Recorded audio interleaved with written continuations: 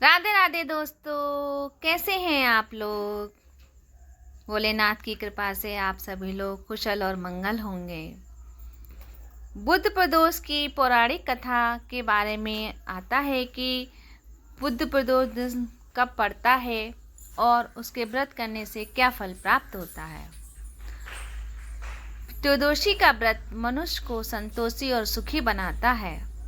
बार के अनुसार जो प्रदोष व्रत किया जाता है वैसे ही उसका फल प्राप्त होता है। सूत जी के कथानुसार त्रयोदशी का व्रत करने वालों को 100 गाय दान करने का फल प्राप्त होता है। श्री सूत जी ने कहा, बुद्ध त्रयोदशी प्रदोष व्रत करने से सभी सर्व कामनाएं पूर्ण होती हैं। इस व्रत में हरी वस्तुओं का प्रयोग करना चाहिए।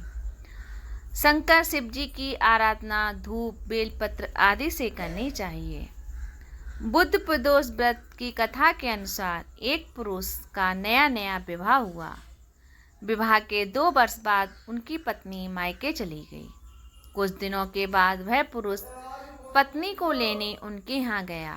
बुधवार को जब वह पत्नी के साथ लौटने लगा तो ससुराल पक्ष ने उसे रोकने का प्रयत्न किया कि विदाई के लिए बुधवार शुभ दिन नहीं होता, लेकिन वह नहीं माना और अपनी पत्नी को लेकर निकल पड़ा।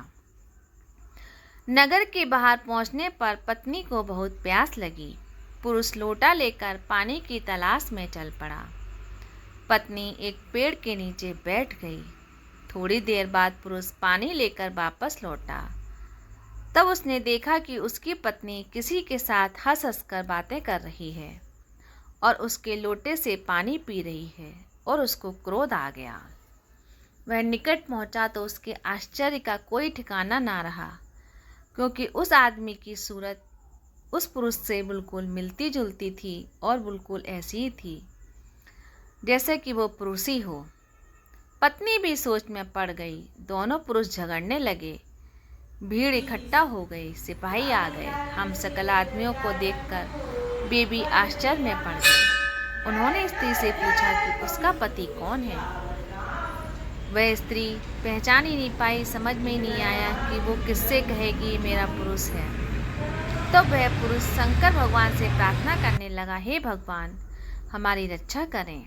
मुझसे बड़ी भूल हुई कि मैंने सास ससुर की बात नहीं मानी और बुधवार को पत्नी को विदा करा लिया। मैं भविष्य में कैसा कदापि नहीं करूँगा। जैसे ही उसकी प्रार्थना पूरी हुई, दूसरा पुरुष अंतर्ध्यान हो गया। पत्नी सकुशल अपने घर पहुंच गए। उस दिन के बाद से पति पत्नी नियम पूर्वक बुद्ध त्रयोदशी व्रत रखने लगे। अतः बुद्ध